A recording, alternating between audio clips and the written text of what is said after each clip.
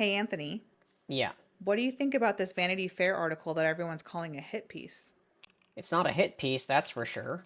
It's a carefully timed manipulation of the American public designed to soften the impact of Trump's name appearing in the Epstein files and otherwise prop up his image to his base. How so? Well, let's start with the players. Susie Wiles, Trump's chief of staff and subject of the article, isn't some sudden renegade who's seen the light. She's one of the most destructive political operatives in modern American history and has spent decades, dating back to the Reagan administration, helping to install some of the worst Republicans this country has seen, including Trump and his current cabinet. She's coldly intelligent, and nothing she says in this article is accidental, no matter how much she insists otherwise. And Vanity Fair also can't be trusted. Aside from being a publication mainly designed to promote rampant consumerism and distract the public with bread and circuses, it's owned through Condé Nast by the same billionaire publishing apparatus that helped to conceive and popularize the 1997 book Art of the Deal, which is the book that sold Americans a completely false image of Donald Trump as a genius businessman, and that myth is the foundation of MAGA itself. So, given who's speaking, who's publishing, and when the article dropped, this isn't coincidence, it's preemptive narrative management. What does the article actually say? Well, the piece itself, which is actually two long articles, is built from months of interviews between journalists Chris Whipple and Susie Wiles, stretching back to January. It's written less like investigative reporting and more like intimate gossip, framing the conversations about some of the most powerful people in the country as casual, almost affectionate exchanges between the two.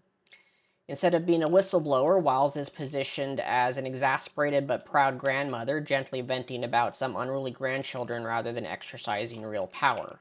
All of the criticism, except perhaps that of Elon Musk, who nobody likes, paints a picture of Trump and his cabinet as being patriotic and headstrong but human individuals who are doing their best for the country but sometimes have odd quirks and make mistakes.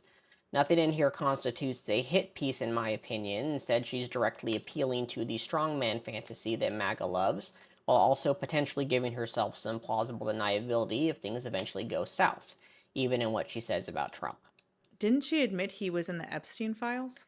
Yes, but the left already believes that. And for those on the right who don't, this article serves two purposes at once.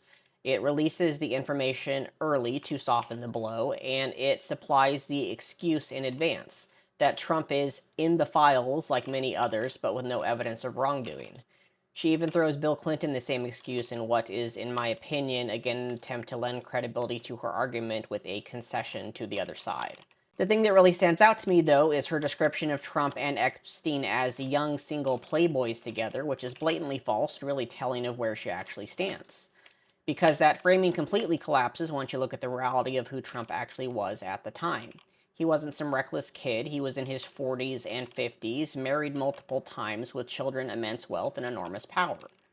And even if that weren't true, I'm exhausted by this boys will be boys excuse that's been used for generations to launder abuse, misogyny, and violence as an unavoidable byproduct of masculinity rather than a choice. A mindset that creates men like Trump and Epstein in the first place and then rushes to protect them after the fact. This isn't a story about frat boys being crude or men behaving badly in some abstract way. Jeffrey Epstein and the people around him ran a deliberately well funded operation that trafficked and sexually abused children for over a decade. And during that same time period, Trump owned the Miss Teen USA pageant. He bragged publicly about walking backstage while underage girls were undressed, and he maintained a close personal friendship with Epstein through the height of Epstein's abuse of children.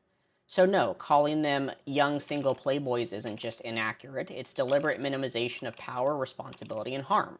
And seeing it used now, preemptively, as a cover for what's to come out is exactly why this article was published in the first place.